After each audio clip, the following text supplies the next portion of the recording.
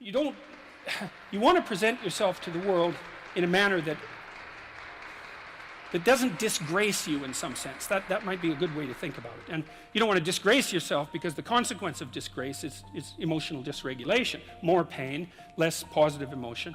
And so the best way to present yourself is to stand up forthrightly and to stretch out, and to occupy some space, and you make yourself sort of vulnerable by doing that, because you open up the front of your body, right? But it's a sign of confidence, and that way people are most likely to give you the benefit of the doubt. And that's a good way to start regulating your mood. But not only does it directly regulate your mood to stand up, because it's so tightly associated, like posture reflection is associated with serotonin and emotional regulation, but also because if you straighten up and you present yourself in that manner, then other people are more likely to take you seriously. And that's a really good way of figuring out how to establish yourself in multiple competence hierarchies, because one of the general rules of thumb about how to be successful is to confront things that frighten you forthrightly and with courage. And that's kind of a universal strategy for success.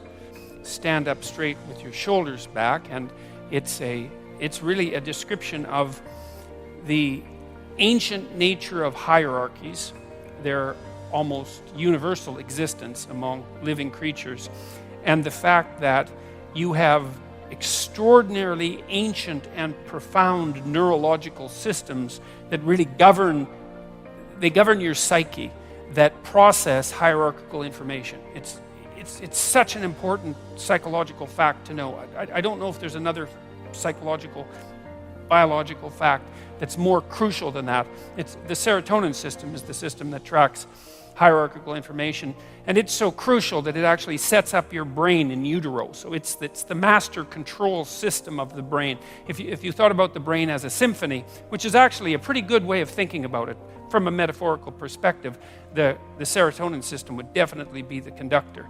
So stand up straight with your shoulders back is to open yourself up to the world. You're not in the defensive crouch of a prey animal, technically speaking. And that is the circuitry that's governing posture. It's prey versus predator or something like that.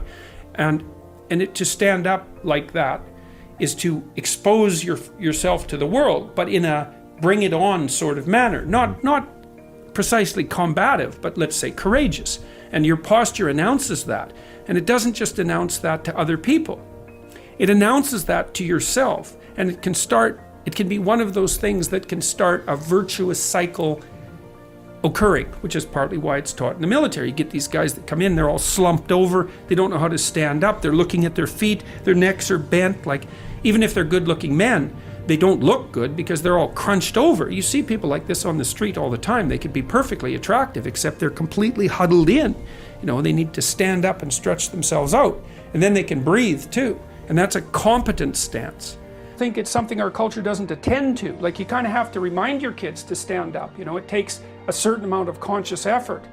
When a lobster loses a fight, because they're fighting all the time for dominance, let's say, in their hierarchies, he kind of crunches down, so he looks smaller.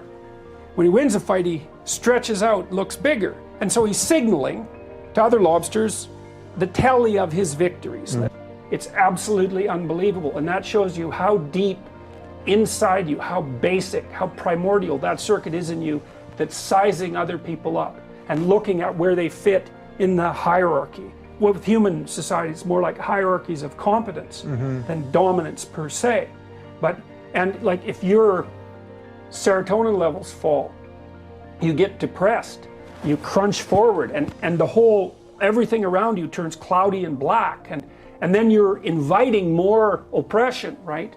And so you get into this bad loop, and so it's really important if you're trying to get your act together, it's really important to stretch yourself out and sit up properly, because it's part of the psychophysiological loop that can start you on the upward curve. So stand up. Stand up straight with your shoulders back.